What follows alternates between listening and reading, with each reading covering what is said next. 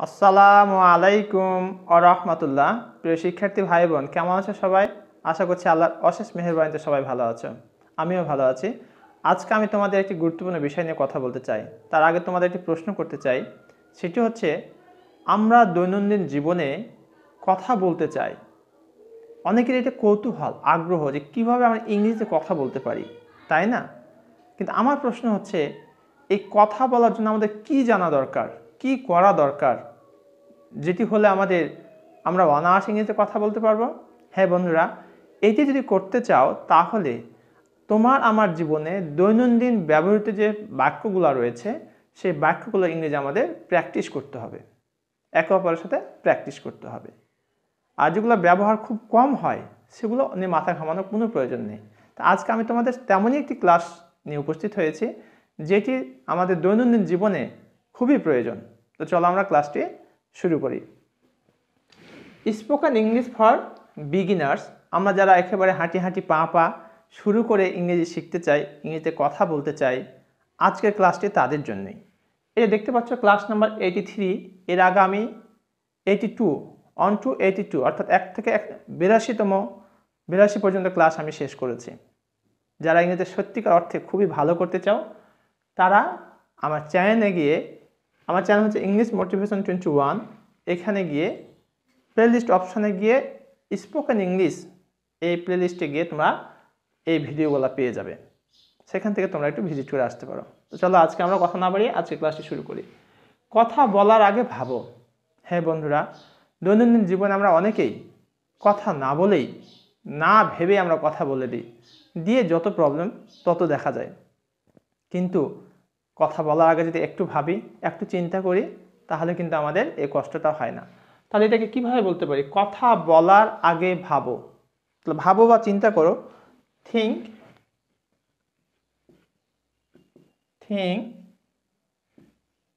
Before you speak.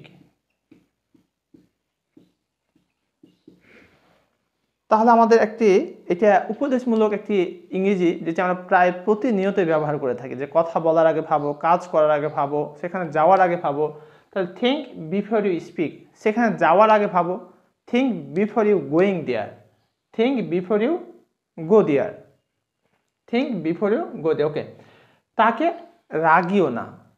দেখা যায় অনেক সময় ছোট ভাই বোনদেরকে অনেকে রাগিয়ে একটু মজা পায়, কিন্তু তার তো কষ্ট হয়। তখন বড় ভাই বলছে, তাকে রাগায়ও না। তাহলে তাকে রাগায় না, ডোন্ট মেক হিম অ্যাংরি।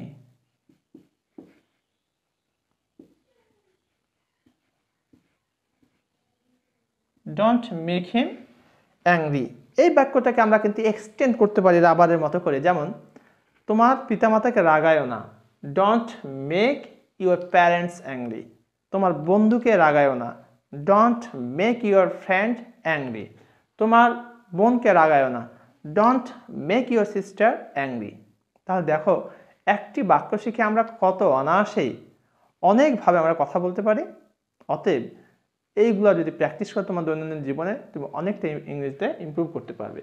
আমি আপনাকে জানাবো। অনেক সময় দেখা যায় না, ভাই এই নিউজটি কখন জানাবেন? বলছি ঠিক আছে, আমি জানাবো ভাই, আমি আপনাকে জানাই দেব। তাহলে আমি আপনাকে জানাবো, I will let you know. I will let you know, আমি আপনাকে জানাবো। I will let you know। এখন যদি আমি বলি আমি তোমার পিতাকে জানাবো, তাহলে I will let your father know। আমি তোমার বোনকে জানাবো, I will let your sister know। তোমার পিতা আমাকে জানাবে, your father will let me know। your father will let me know। আচ্ছা, আমি আপনাকে পরে জানাবো। অনেক সময় দেখা যায়, ভাই কখন এটি জানাবেন? ঠিক আছে ভাই, আমি এটা আপনাকে পরে জানাই দেবো, আমি আপনাকে পরে জানাবো। তাহলে কিভাবে বলতে পারি? I will let you know, পরের ইংরেজি হচ্ছে letter. I will let you know later, আমি আপনাকে পরে জানাবো। I will let you know later, অর্থাৎ এই বাক্যটাই কিন্তু পরের জন্য আমরা later. I will let you know later. এখন যদি আমি বলি আমি তোমাকে আগামীকালকে জানাবো, I will let you know tomorrow.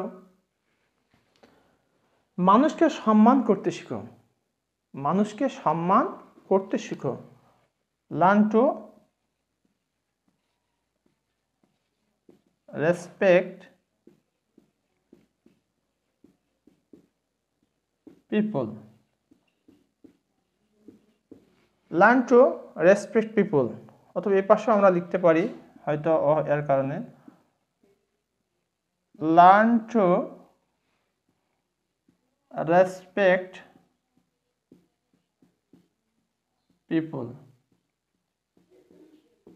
Learn to respect people. আমরা এটা তাহলে মুছে দিই।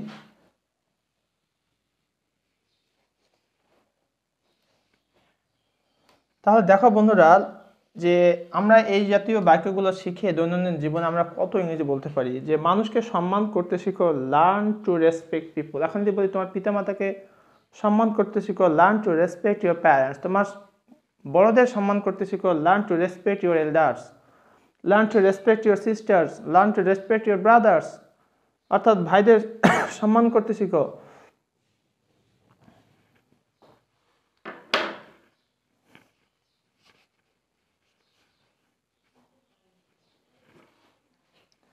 এখন এই বাক্যগুলোকে আমরা একটু এক্সটেন্ড করে দেখি কি রেজাল্ট আসে। দেখো এই বাক্যগুলোকে আমরা একটু এক্সটেন্ড করব। কথা বলার আগে ভাবো, থিঙ্ক বিফোর ইউ স্পিক। পড়ার আগে ভাবো, থিঙ্ক বিফোর ইউ রিড। তাকে রাগেও না, তাকে না বলে আমরা বলতে পারি রহিমকে রাগায়ও না, don't make Rahim angry, don't make Rahim angry. আমি আপনাকে জানাবো, I will let you know না বলে আমরা যদি এখন বলি যে আমি করিমকে জানাবো, I will let Karim know, I will let Karim know. আমি আপনাকে পরে জানাবো, I will let you know later. মানুষকে সম্মান করতে শিখো, learn to respect people. Dear viewers, I have already discussed only few sentences which are very much helpful to improve your speaking quality. So my polite and humble request all of my viewers, please practice all these sentences in your daily life. Without practice, you never can improve your speaking quality. So try your best to speak with your friends, with your partners or yourself. In this way you can improve your speaking quality. আর সবশেষে তোমাদের প্রতি আমার একটি বিনীত request, যারা আমার চ্যানেলটি এখনও subscribe করো নাই, please subscribe my channel and press the bell icon button. আমি করতে পারি, কোনো একটি কাজ অথবা কোনো বিষয় আমি করতে পারি, তাহলে এটা আমরা কীভাবে লিখব?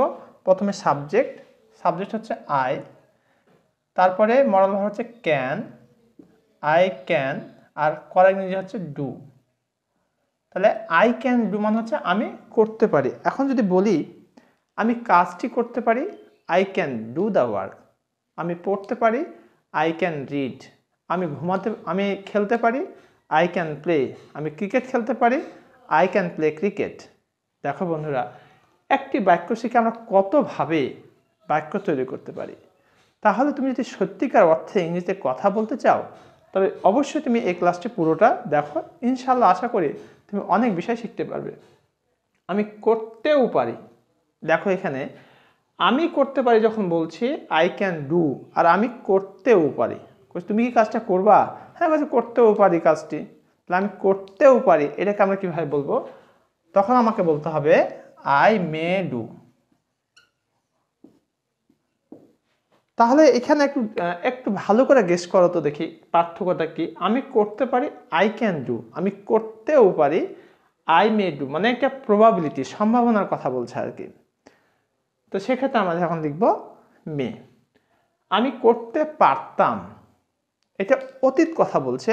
আমি করতে পারি এটা প্রেজেন্ট, আর আমি করতে পারতাম এটা হচ্ছে অতীত। তাহলে আই ক্যানের পাস্ট ফর্ম হয়ে যাবে কুড। আমি করতে পারতাম, আই কুড ডু। আমি করতে পারতাম, আমরা কি লিখব? I could do. আমি করতেও পারতাম, এখানে যখন লিখছি আমি করতেও পারি, এটা প্রেজেন্টে প্রবাবিলিটি। আর আমি করতেও পারতাম, তুমি সেখানে যেতে পারতা? বলছে হ্যাঁ যেতেও পারতাম। তাহলে এখানে আমি করতেও পারতাম, মেয়ের পাস্ট ফর্ম হয়ে যাবে মাইট। তাহলে আই মাইট ডু। তাহলে এখানে আমরা কি লিখবো? আমি করতেও পারতাম আই মাইট ডু।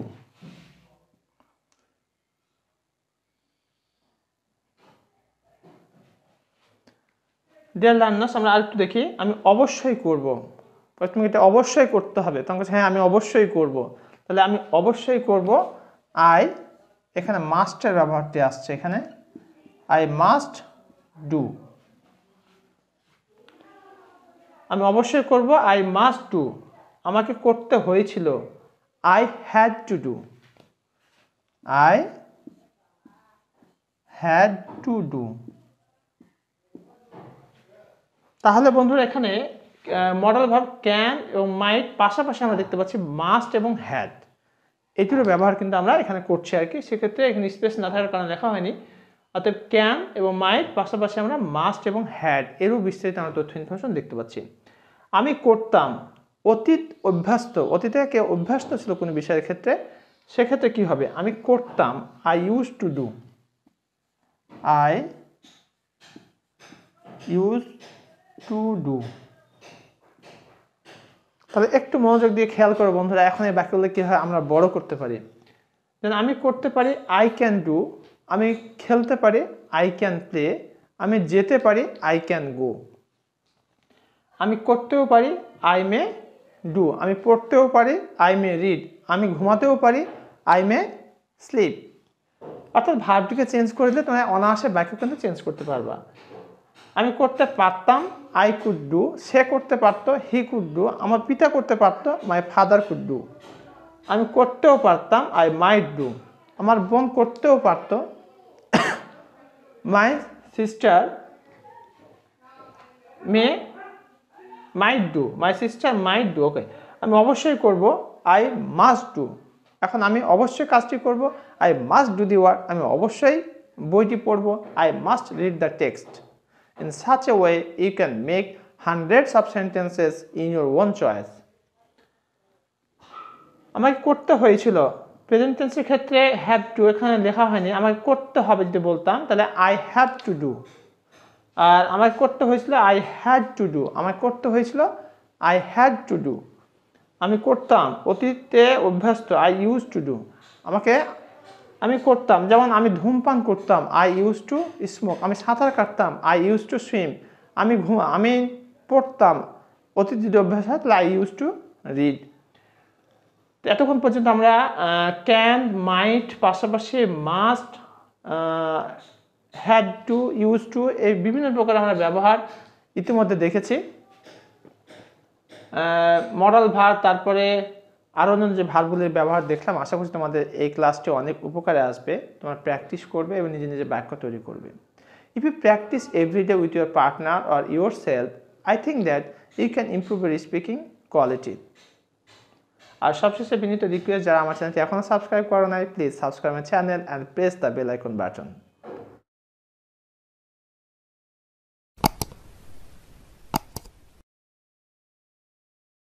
আমার করা উচিত, এটা আমরা কিভাবে বলতে পারি? প্রথমে আমরা সাবজেক্ট বসাই দিই আই, তারপরে শুড বসালাম আই শুড, আর করার ইংরেজি হচ্ছে ডু। তাহলে আই শুড ডু, আমার করা উচিত আই শুড ডু। এখন যদি আমি বলি আমার কাজটি করা উচিত, তাহলে কিভাবে বলতে পারি? I should do the work. আমার কম্পিউটার চালানো উচিত, I should operate the computer. আমার পড়া উচিত, আই শুড রিড। আমার বইটি পড়া উচিত, I should read the text. আমার কবিতাটি পড়া উচিত, I should read the poem. তাহলে বন্ধুরা বুঝতেই পারছো কত অনায়াসে তোমরা বাক্য তৈরি করতে পারো। এবার দেখা যাক আমার হওয়া উচিত। লেখাপড়া শিখেছে অনেক কষ্ট করে, দিয়ে বলছে আমার একজন বড় মাপের অফিসার হওয়া দরকার, আমার একজন চেয়ারম্যান হওয়া দরকার, মিনিস্টার হওয়া দরকার, অর্থাৎ আমার একজন ভালো কিছু হওয়া দরকার। এরকম ক্ষেত্রে আমরা কীভাবে বলতে পারি? আমার হওয়া উচিত, আমার একজন আদর্শ স্টুডেন্ট হওয়া উচিত। এভাবে বিভিন্ন বাক্য আমরা বলতে পারি। তাহলে আমার হওয়া উচিত, এটা আমরা কীভাবে বলবো? I should B I should B, আমার হওয়া উচিত আই শুড বি। এখন যদি আমি বলি আমার একজন আদর্শ শিক্ষার্থী বা লার্নার বা ছাত্র হওয়া উচিত, তাহলে I should be an ideal learner, অথবা I should be an ideal student, অথবা বলতে পারো আমার একজন ভালো মানের শিক্ষক হওয়া দরকার, I should be an ideal teacher আর গুড টিচার। আমার করতে থাকা উচিত কোনো একটি কাজ, সেটি হয়তো ভালো কাজ, এই কারণে পিতা বলছে তোমার এই কাজটা করতে থাকা উচিত। তুমি বলছো যে আমার এখানে যেতে থাকা উচিত, আমার এই কাজটি কন্টিনিউ করতে থাকা উচিত, তাহলে আমরা এটা কিভাবে বলতে পারি? করতে থাকা উচিত এই অর্থে কিভাবে বলবো আমরা? আমার করতে থাকা উচিত আই শুড